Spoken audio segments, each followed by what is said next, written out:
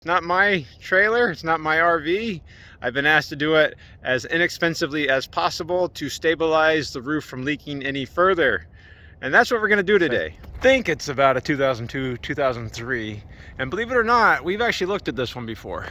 I made a very quick video about why I like to put the rubber membrane on top of the rear caps.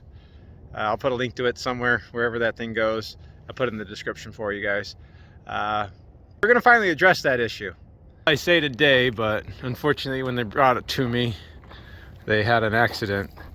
So I get to add this to the list of things to do. And also, that happened because apparently their landing gear wasn't working. So you got that to do. So I need to get the landing gear working, that's secured. But let's get on the roof and see what we're talking about. So this is a membrane roof, but it has that stucco texture to it. So this is a TPO type of roof. Oh man, look at that. The front cap's loose too. It's always one thing with these, isn't it? It's similar to a rubber roof, but it's not rubber. It is plastic, it doesn't stretch. And right back here, I don't know if you guys can see, it's a big rotten spot from about here to there. So they want to stabilize this roof. And in that video, I pointed out that because this membrane goes underneath the rear cap, if this ever comes loose, like it did in the front, it just becomes a gutter that directs water straight into the rear cap, which is into the wall, and starts to rot everything to the point of that molding's a little loose there too. I'm sure this whole area is rotten. Now, one thing at a time, we'll try to stabilize this roof. So in order to do that, we're gonna have to take this all loose, and then we will carefully try to peel this back, replace the underlayment decking underneath. Looks like it's definitely rotten to right about there, so that might take us to this vent. Might have to take that vent off, but then we should just be able to reframe, put a new deck on, and we'll seam in a new roof. Maybe we might actually be able to save this roof as TPO. It might peel up okay without tearing, but we'll find out. Well, I said that's what we're going to do today, but this will not be a one-day job, not by a long shot. But first things first, before we do the roof, let me secure this, let me get the landing gear going. Hopefully it'll be something simple. That way then I can move it from here, which is nice and exposed to the sun there, into one of the bays here, because it's a beautiful March day, but Arizona has a tendency to go from a beautiful spring day to middle of summer heat in about a week. And I don't want to deal with doing that roof out in the sun if I can help it, especially when I got cover. The good news, if there is any, this wood isn't rotten. So it should at least hold a screw.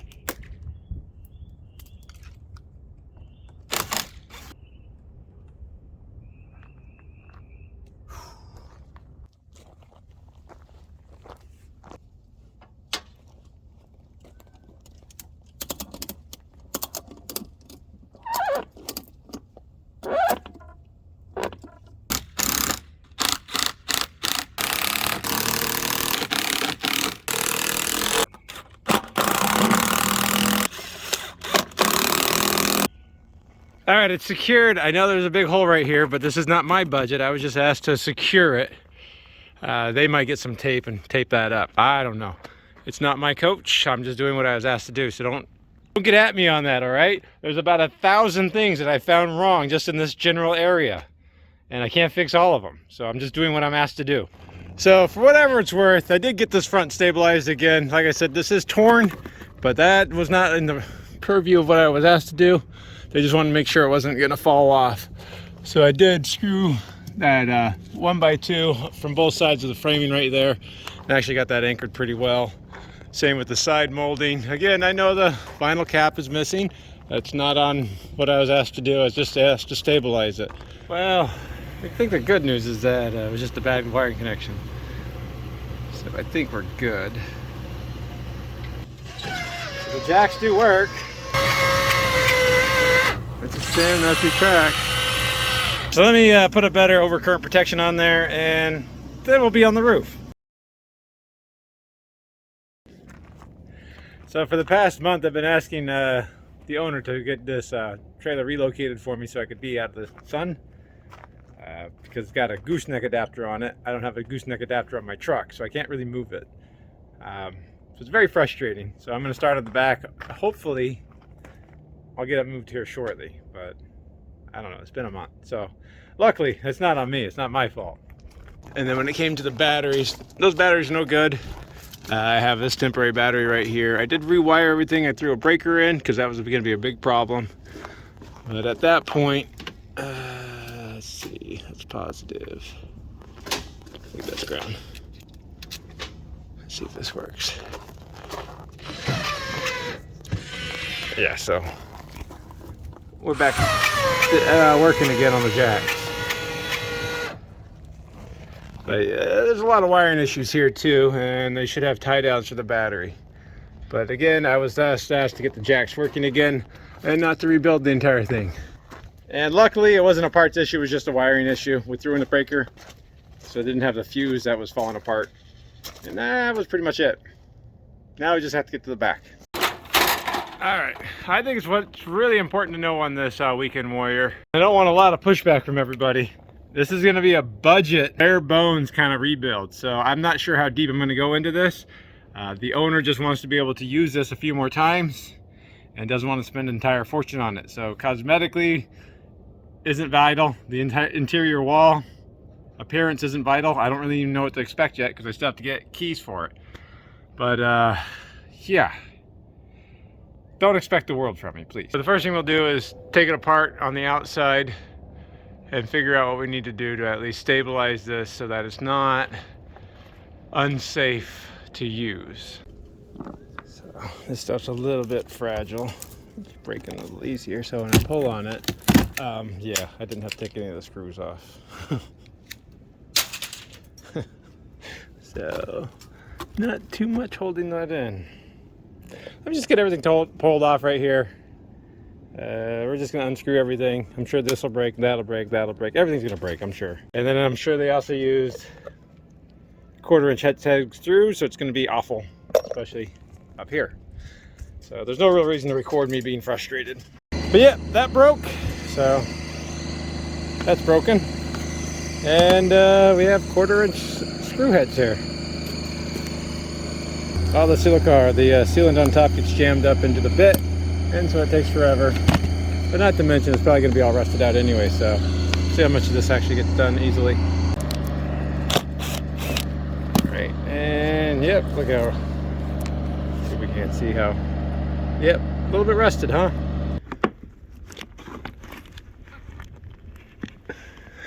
Well, luckily I didn't have to take those screws out, right?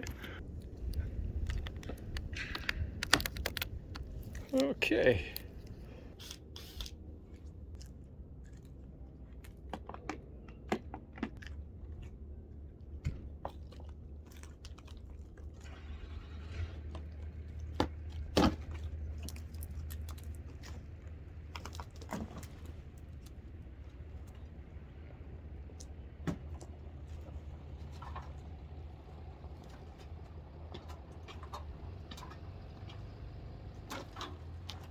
Alright, well here's the old Phylon. We'll probably be able to reuse this because I didn't rip it. And the all-important Luon. They just glued as a backer to it. Got a little bit of water damage on it. I would say luckily this is a Arizona coach, so it's not too much rot.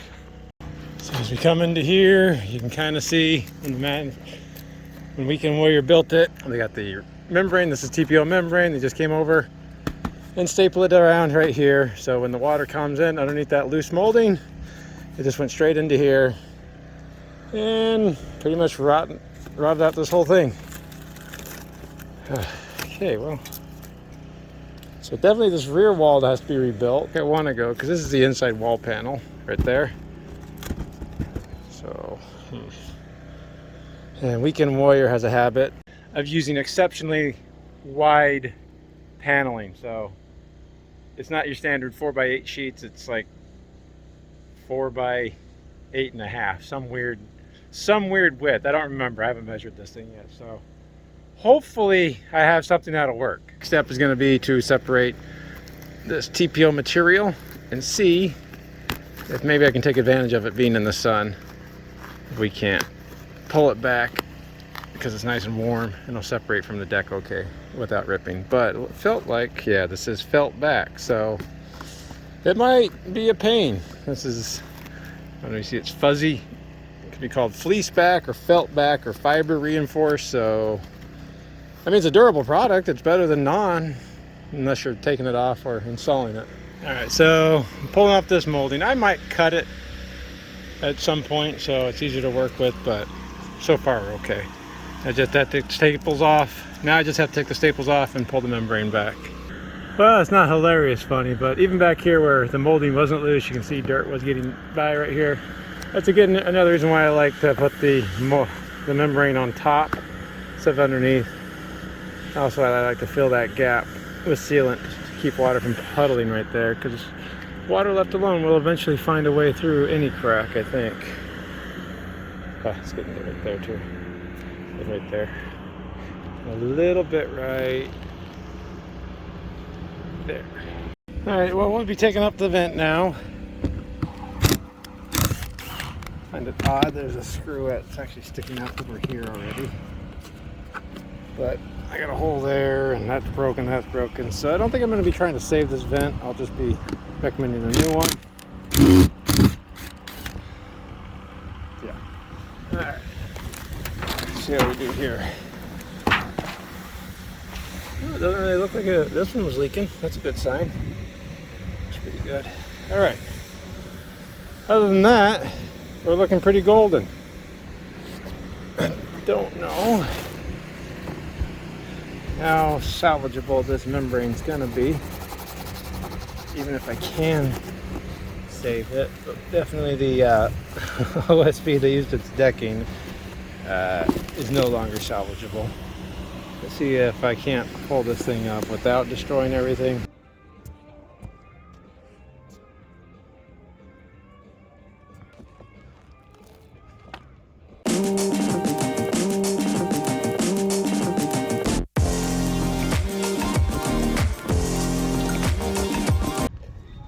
Alright, so here's my plan, guys, because what I thought was going to be true is true. I finally did measure it out. First off, I was doing my best not to actually have to piece in a new piece of membrane, because it's not ideal with the vent being right there. We'd have a seam right next to the vent. So I've been trying to save the old stuff, but sure enough, this deck is 101.5 inches, which is a lot more than 96 inches, which is 8 foot. I think I'm gonna have a hard time finding one piece of material to go right there, so I'll probably be seaming it. I've probed this joist right here. There is some softness to it, so I might be able to just put a daughter next to it and put another support under it. It's not going to be too bad everywhere else, because you can see that deck is not rotten there. And that way I can just use the existing framing and I won't have to go crazy. I thought maybe I'd be bringing it all the way up to this point, but it doesn't seem necessary to do that. And because I'm going to have to probably put a seam on the deck right here anyways, instead of having one continuous piece, which would be ideal, I might just go ahead and cut out this section right there that's a little bit soft still, and just do a picture frame support underneath it to put a new deck on top right there. That seems like to be the easiest and cheapest way, and that way the membrane will still be one piece. We'll go over the top, and then of course we still have to reframe the back wall there. So this is all just going to be insulation. Might look impressive.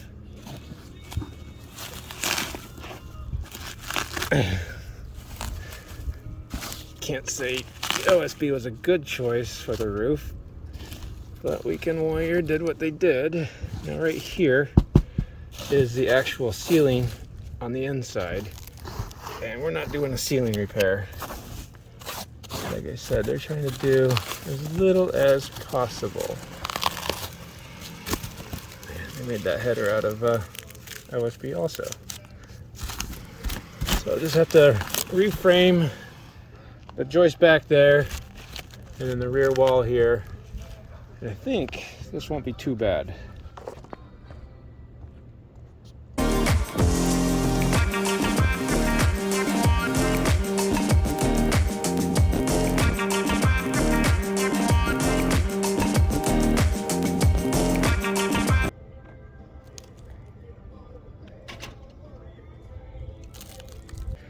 All right, so I think with this, we're ready to start rebuilding. You can definitely see the rot right there.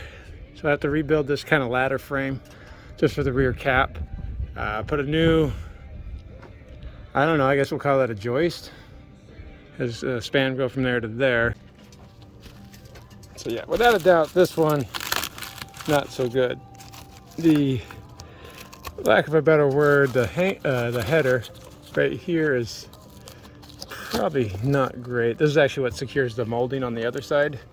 So I will likely reinforce this, if not replace that completely, because that's what it should look like over there. It looks like a 1x4 or something. But this header actually didn't get a lot of damage on it. This is that rotten section that I will just notch out a little bit, put a new deck or a framing to support patch repair. We'll reframe this and then figure out this back wall, just because this is going to be the interior wall right here. And I might have to just make this on the ground, put it up into place. That's how the factory would have done it. All right, so I guess my next step is I need to go get a bunch of supplies, lumber, and to be honest, this is probably the cheapest part of the job is the lumber. I need insulation too, obviously. Let me go get some parts and we'll start rebuilding this thing. Okay, well here we go. Open up the door and there's really only 2 screws holding this entire part on that I need to replace. And then obviously we come from this side.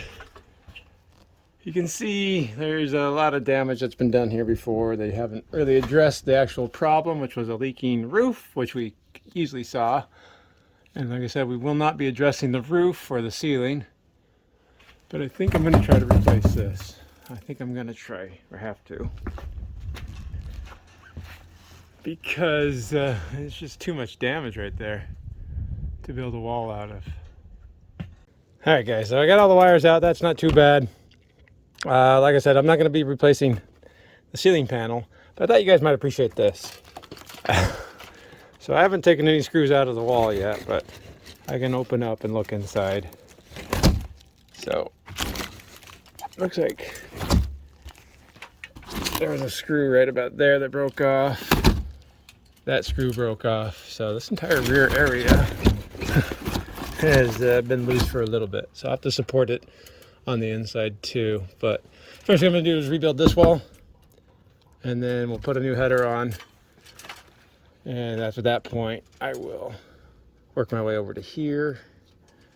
I'm not sure what I'm going to do here yet. I might just use longer screws with more wood behind it. Then we still have that little rotten area to do.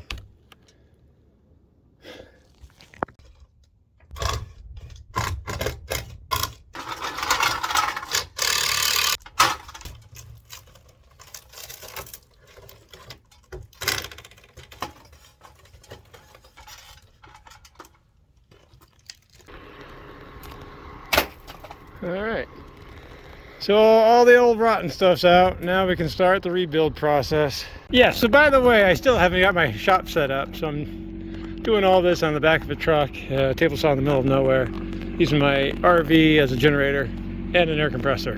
So yeah, I'm still way far behind with the shop too. Using it as an air compressor. It's a really decent shop compressor when you think about the engine that's powering that air compressor. There's the general layout, and I just have to put the framing in between and flip it over and staple that side. All right, I know it's RV 101 hack job, just using big 1-inch staples to build framing, but that's how these things are built. I'm just building it the way they're built.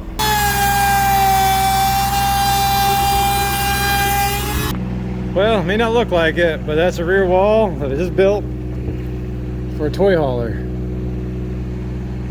It should match the ceiling material that was on there.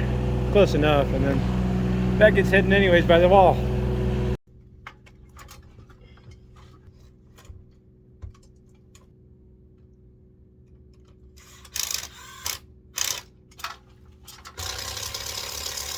Kind of decided I'm gonna have to do more work than I planned on.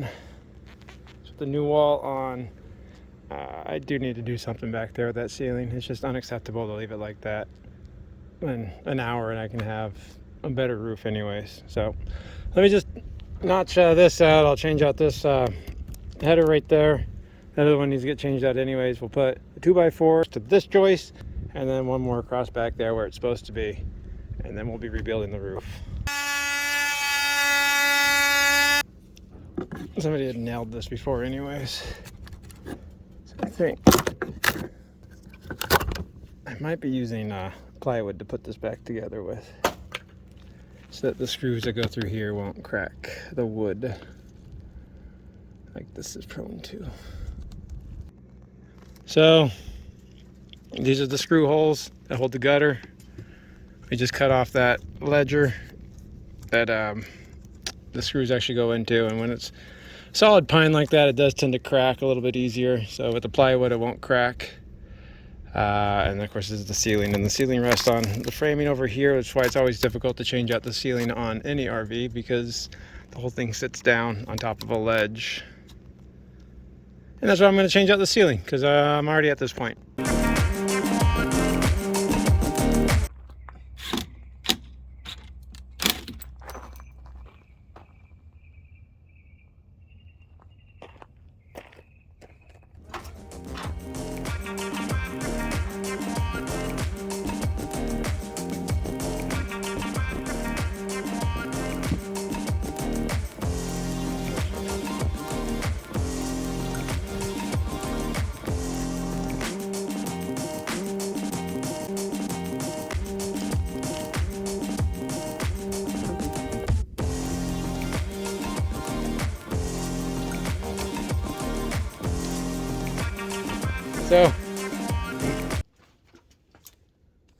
So really,